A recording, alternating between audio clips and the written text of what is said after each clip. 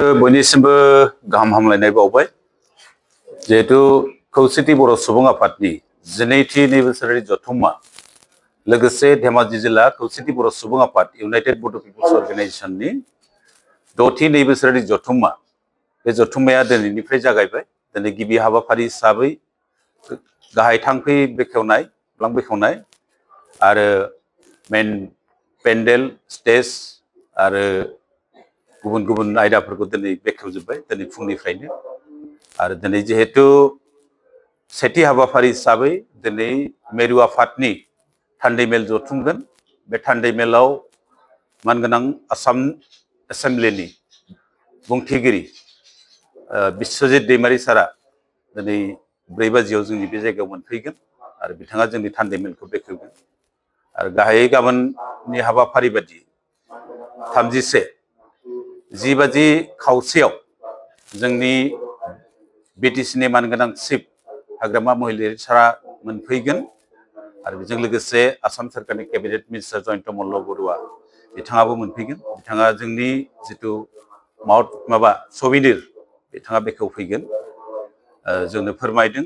बेनिखायनो गासैबो जिथु हाबाफारि बादियै गासैबो रायजो राजाफोरखौ जोङो लैहोर लैहोर फैनानै बे जोंनि 12थि बोसोरारि जथुम्मानि जिथु मानगोनां हाग्रामा महिलारि सार फैगोन बे मेलाव गासैखौबो रायजो राजाफोरखौ बेयाव बाहागो लाफैनो थाखाय जों खौसेथि बर' सुबुं आफाद मिरु आफादनिफ्राय जों खावलायदों।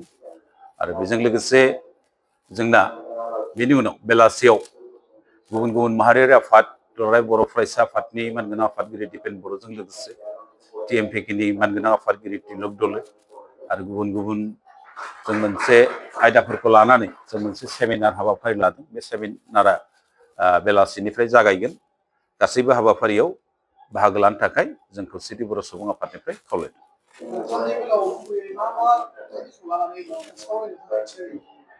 थान्दै मेलाव गुबैयै जिहेतु जों 3थि बर' गोजोन गोरोबथानि सागानगिरि आफाद हिसाबै 3थि बर' गोजोन गोरोबथानि जेसेबांनाखि दफाफोर दं बेफोरखौ जाफुंनायनि सायाव बबे जाफुंखो बबे आद्रा थालांखो बिनि सायाव जोंना सरसा जागोन। आरो गाहायै जिथु बिटिआर रायजोनि जिथु प्रभिजन दङ 3थि बर' गोजोन गोरोबथायाव जेरैहाय 1 नम्बराव दंमोन 5.1 बर' कसारि वेलफेयार समाज काउन्सिल दाफुंनाय। बे दाफुंनाय बेलायाव गोथौयै बेयाव सावरायनाय जागोन। आरो जिहेतु गिबि खेबाव 959 गामि सोजाबाय आरो बेजों लोगोसे 160 गामि जों सेकेन्ड फेजआव होदोंमोन बे ओंखाराखै। आरो जोंना मोनसे जेंना जाना दङ राभा हासंखौ लानानै। राभा हासंआव रायजो जानाय गवालपारा आरो साउथ कामरुपआव 312 गंनि बांसिन गामि रेभिनिउ गामि दं। दिनै बेखौ गोनो गोथो खालामबाय थादों आसाम सोरखारा बेखौ सिडुल खालामनायनि नामाव। जिहेतु जों जयैनो मोनसे सोमावसारनायनि गेजेरजों मोनसे राजखान्थि मोनथाय हिसाबै बा जोंनि जौगाथाय बा सोलोंथाइ बा जोंनि सिनायथिखौ रैखा मोननो थाखाय जों जिहेतु बर' कसारि वेलफेयार काउन्सिल मोनबाय बिटिसिनि बायजोआव जों गासैबो बर' रायजो राजा जों जिहेतु जयै थानो लुगैयो। गतिके राभा हासंआव थानाय बर'फोरखौ गुबुन गुबुन काउन्सिलखौ जेरैहाय NOC होनानै जोंनि काउन्सिलाव सोजोबबाय BKWC आव थिग बिदिनो राभा हासंखौबो सोनांगौ। आरो सनितपुर आरो बिश्वनाथाव माखासे जेंना जाना दं। सनितपुर बिश्वनाथ जिल्लानि गोबां बर' गामिफ्रा हाबबाय आरो गोबां गामि हाबनो दंबावो आरो हाबथावथारि जेब्ला गामिफोर दङ बेखौ थाबैनो बर' कसारि वेलफेयार समाज काउन्सिलाव सोसननायनि मोनसे सरसा जागोन। आरो बेखौ आबुङै दाफुंजोबनानै बेनि बियाब दानाय आरो बेखौ बिसायख'थि खुंनायनि थाखाय बे दाबिफ्रा जोंनि थान्दै मेलाव जायगा मोनगोन सावरायनायाव। आरो बेजों लोगोसे 5.2 दफानि जिथु मोनसे दफा दङ बेयाव दंमोन भारत सोरखार आसाम सोरखार आरो बिटिसि आरो बर' कसारि वेलफेयार समाज काउन्सिल जयेन्टलि बेयाव माखासे जौगाथायनि खामानि मावनांगौ बर' ओनसोलफ्राव बेनि सरसाया जागोन। आरो बेजों लोगोसे कार्बि आंलंनि जिथु जेंना मोननै सागान सुक्तियाव जायगा मोनबाय बिटिसि सुक्ति आरो 3थि बर' गोजोन गोरोबथायाव बे कार्बि आंलं आरो डिमा हासाव रायजो जानाय बर'फोरनि हाजोआरि ट्राइबेल जिथु मर्यादा मोननांगौ बे दिनैसिम मोनाखै। बेनि सायाव डेलिगेटआव सावरायनाय जागोन।